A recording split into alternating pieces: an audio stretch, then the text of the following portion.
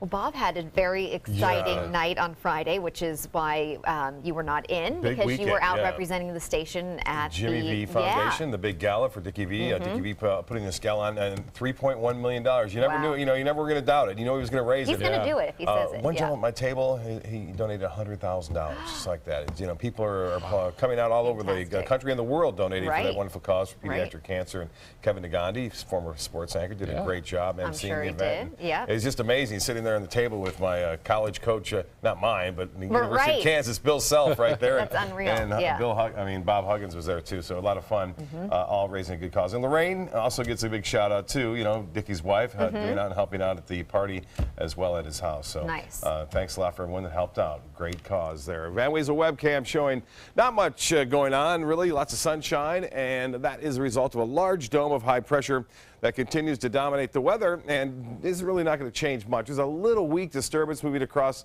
our area right now, but it's not doing a whole lot. Look at this burn ban.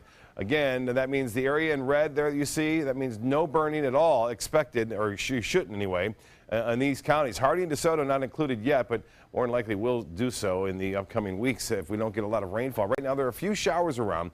This is going to be kind of a similar picture again tomorrow. Just one or two lone showers. No lightning as of yet, but I think these storms have a chance to develop a few lightning strikes. What we want to see is more widespread rain and not many lightning strikes. But I think once in a while we get these isolated cells. They have the potential for producing the lightning, which does cause fires as a result of them smoldering, just staying there and kind of smoldering on the ground for at least 24 hours. So you're going to kind of keep an eye on that. 88 degrees right now.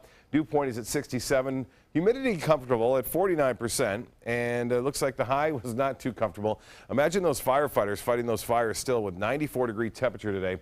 The high 95 at the record, so just 1 degree shy off the record there. No rainfall to report, and that's the same old song and dance. Really, we had a little bit over the weekend, but not enough to help matters. Just spotty showers around. Those winds will stay out of the east overnight, and then we'll start to see a little bit of a westerly wind develop again in the afternoon, and that will set up some convergence, which will bring us a few isolated showers tomorrow afternoon. The rain chance not all that high. Temperatures will be high, though, in the low 90s, so a few degrees above average, mid-90s east of the interstate, not out of the question. And as far as the national scene goes, you can see this dome of high pressure keeping things pretty quiet over most of the southeast. Now, there are some storms over the northeast and throughout Wisconsin right now, and developing into Iowa. This could be some rough weather going on right there with the potential for severe weather. And then severe weather watches are in effect. In fact, they just issued a severe thunderstorm watch for Iowa as well as into Kansas, Oklahoma, and Texas tonight. So that's where all the rough weather is. That will eventually get close to us and bring us a little bit better chance for some rainfall as we push toward Friday, Saturday, and Sunday. But all in all, we'll see just a slight chance for an isolated late-day storm each and every afternoon throughout most of the week. Better chances come on Friday and Saturday. That's a result of additional moisture kind of piling up in our atmosphere as a result of this storm system approaching our area later on this week. So that's the only thing we can hope for. There's no major system around to really bring us any kind of beneficial rains. Temperatures in the 60s in Toronto, Detroit, and Cleveland, and Minneapolis, and in the 80s across St. Louis, Kansas City, and into Dallas. Boating forecast looks like this.